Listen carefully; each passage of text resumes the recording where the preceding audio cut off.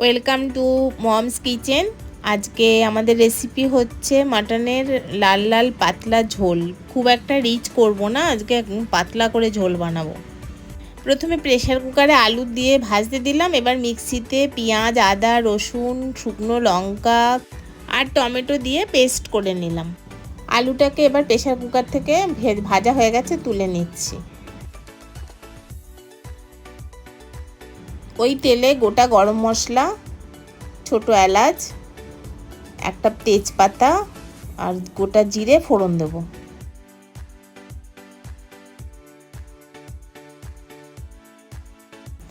তারপরে কেটে রাখা কুচনো পেঁয়াজ প্রেসার কুকারে দিলাম, দিয়ে একটু নাড়াচাড়া করতে হবে। পেঁয়াজটা একটু লাল লাল করে ভাজা হোক।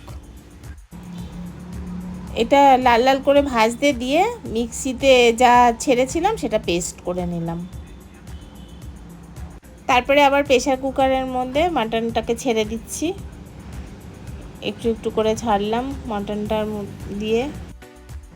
প্রেসার কুকারে মাটনটা দিলাম, দিয়ে এবার একটু নাড়াচাড়া করে ওর মধ্যে নুন, হলুদ, লঙ্কার গুঁড়ো, জিরের গুঁড়ো সব এক এক করে সব দিতে থাকবো।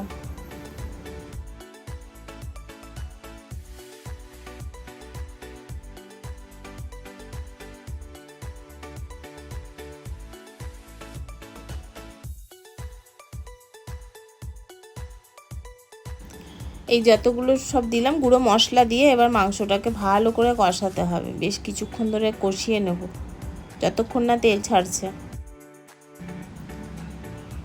যখন তেল ছেড়ে গেল মাটনের থেকে, তখন আমি মশলার পেস্টটা দিয়ে দিলাম। সমস্ত পেস্ট দিয়ে ভালো করে নাড়াতে হবে। নাড়িয়ে বেশ কিছুক্ষণ নাড়াবো। নাড়ানোর পরে আবার যখন তেল ছেড়ে যাবে তখন ওপর থেকে একটু গরম মশলা দিয়ে দেবো।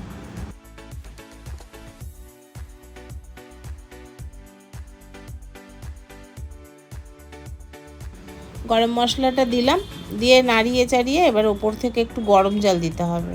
তেলটা ভালোই ছেড়েছে। এটা কিন্তু অনেকক্ষণ ধরে মাংসটাকে কষাতে হবে। বেশ কিছুক্ষণ, আমি অনেকক্ষণ ধরে কিন্তু মাংসটা কষাচ্ছি। অনেকক্ষণ কষানোর পর একটু গরম জল দেবো। গরম জল দিয়ে তারপরে প্রেসার কুকারে ঢাকা দেবো। প্রেসার কুকারে ঢাকা দিয়ে দেবো। দিয়ে মটনটাতে 4টে কিন্তু সিটি দিতে হবে। 4টে সিটি দেওয়ার পর কিছুক্ষণ রাখবো, রেখে তারপরে সাদা ভাতের সঙ্গে মাটনটা পরিবেশন করব। দেখুন কালারটা খুব সুন্দর এসছে। এবার ভিডিওটা দেখুন। ভিডিওটা দেখে যদি আপনাদের পছন্দ হয়ে থাকে তাহলে লাইক, শেয়ার, সাবস্ক্রাইব করবেন। আশা রাখছি ভালোই লাগবে। এরকম পাতলা পাতলা ঝোল একবার বানিয়ে দেখুন বাড়িতে, সত্যি খুব ভালো হয়, সুস্বাদু হয়। করে খেয়েছি, সকলেই বলেছে। আর আমাকে কমেন্ট করতে ভুলবেন না। টাটা।